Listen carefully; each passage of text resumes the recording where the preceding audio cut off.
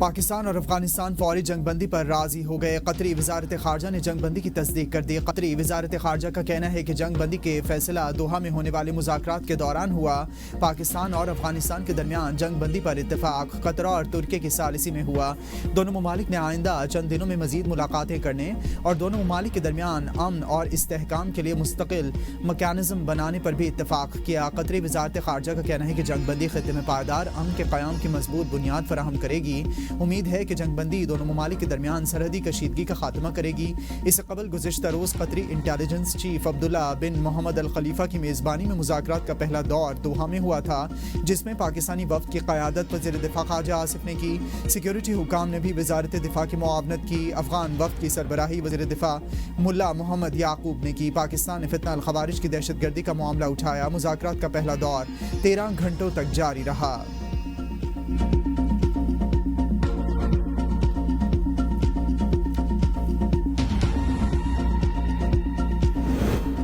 پاکستان اور افغانستان کے درمیان سیز فائر کا معاہدہ طے پا گیا ہے۔ وزیر دفاع خارجہ آصف نے کہا ہے کہ دونوں ہمسائے ممالک ایک دوسرے کی سرزمین کا احترام کریں گے۔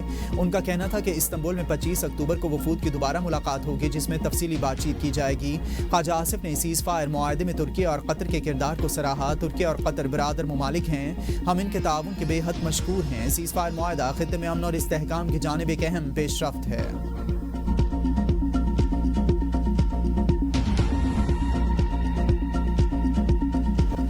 Adversaries' use of Fitna al-Hind and Fitna al-Khawarij as hired guns exposes its cowering, hypocritical and heinous face to the world.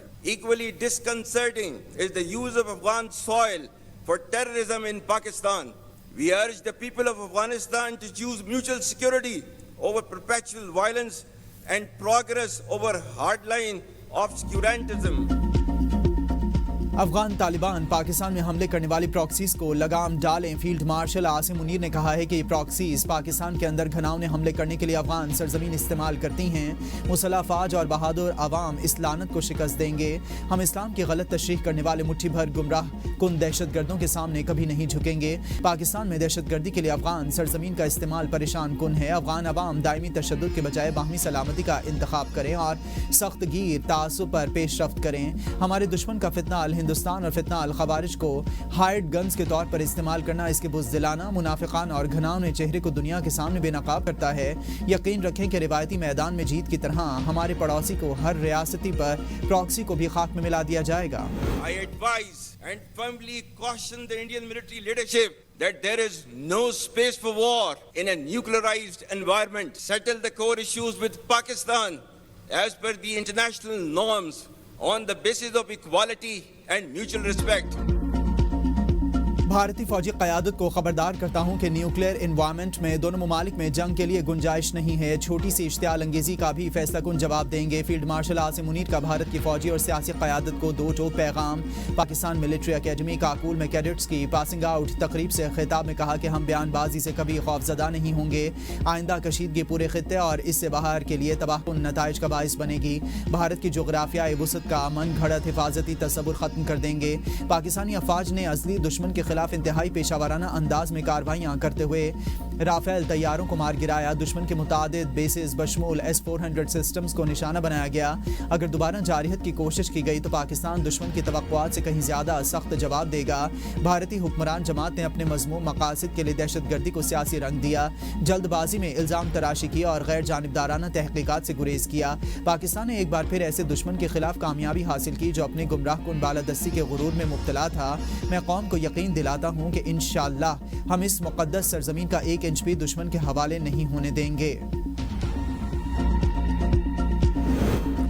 وزیراعظم پاکستان نے مجھے کہا کہ میں نے پاک بھارت جنگ ختم کر کے لاکھوں جانیں بچائی ہیں۔ میں نوبل انعام کے لیے نہیں بلکہ زندگیاں بچانے کے لیے جنگیں رکوا رہا ہوں۔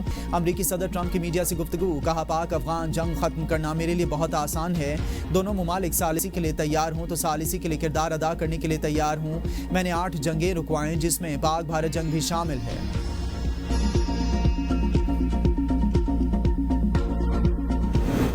وزیر वज़ीर इत्तलात अताउल्लाह तारड़ ने कहा है कि पाकिस्तान सरहद पार दहशतगर्दी का सबसे बड़ा शिकार मुल्क है। ICC के गैर मुसद्दक़ा और मुतासिबाना बयान को सख्ती से मुस्तरद करते हैं। अताउल्लाह तारड़ का कहना था कि ICC ने अफगान क्रिकेटर्स की हलाकत से मुतालिक इल्ज़ाम को बगैर सबूत के साबित शुदा तहकीक के तौर पर पेश किया, जबकि इस हवाले से ना कोई मोतबर ज़राए बताए गए हैं और ना ही कोई शवाहिद पेश किए गए हैं। ICC जैशा और अफगान बोर्ड के बयान पाकिस्तान के खिलाफ झूठा तासुब पैदा करने की कोशिशें कर रहे हैं। अताउल्लाह तारड़ के मुताबिक मौजूदा चेयरमैन की सरबराही में ICC के अंदर जानिबदारी और तासुब का रुझान बढ़ रहा है, जो इदारे की गैर जानिबदारी और साख के लिए नुकसानदेह है। सियासत को खेल खुसूसन क्रिकेट में शामिल ना किया जाए और ICC अपनी खुद मुख्तारी और स्पिरिट ऑफ द गेम को बरकरार रखे। पीपल्स पार्टी की सेंट्रल एग्जीक्यूटिव कमेटी का पंजाब हुकूमत के रवैये पर तहफ़्फ़ुज़ात का इजहार, वादे पूरे करने के लिए हुकूमत को 1 माह का वक्त देने का ऐलान।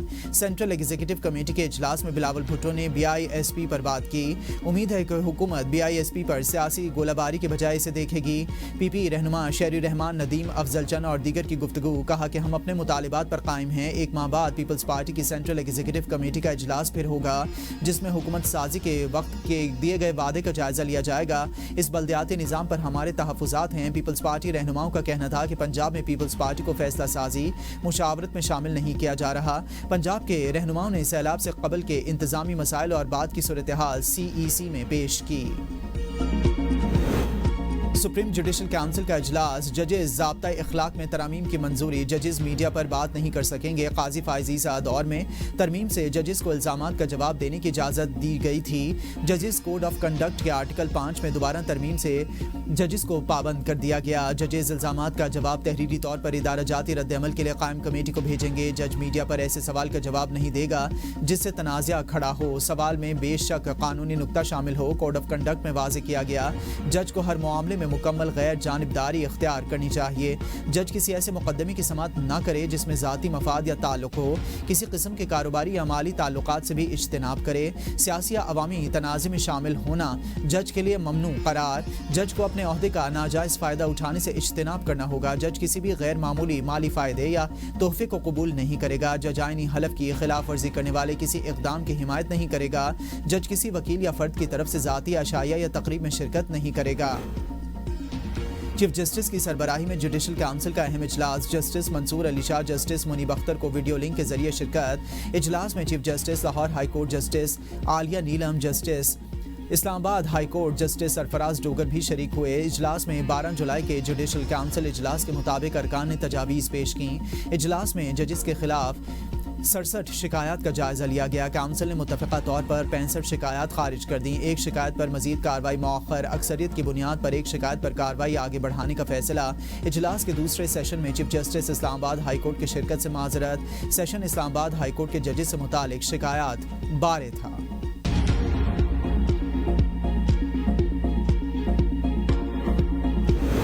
वज़ीर-ए-आज़म शहबाज शरीफ और मलेशिया के हम मनसब के दरमियान टेलीफोनिक राबिता, पाक मलेशिया ताल्लुकात, इलाकाई सूरत हाल और बाहमी ताउन पर तबादला ख्याल किया गया। वज़ीर-ए-आज़म शहबाज शरीफ ने जहानिया में सियासी रहनुमाओं से गुफ्तगू में कहा, सियासी क़ुव्वतों को इख्तिलाफ़ात से बालातर होकर कौमी मफाद में मिलकर काम करना होगा। पाकिस्तान की तरक्की ही सबकी कामयाबी है। पाकिस्तान ने माशी इस्तेहकाम और सिफारती कामयाबियों की नई मिसाल कायम की। पाकिस्तान ने मार के हक़ में भारत के खिलाफ अजीम फतह हासिल की। फील्ड मार्शल सैयद आसिम मुनीर ने मिसाली क़यादत से कौम का सर फ़ख्र से बुलंद किया। मईशत को इस्तेहकाम देना अब कौमी जिम्मेदारी है। मईशत के आशारिये बेहतर हो रहे हैं। मुल्क तरक्की की जानिब गामज़न है।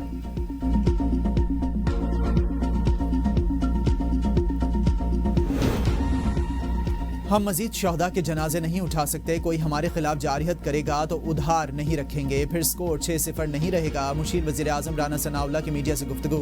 कहा, अफगानिस्तान हमारा हमसाया बरादर इस्लामी मुल्क है। हमें अफसोस है कि अफगानिस्तान की तरफ से हमेशा तकलीफ मिलती रही।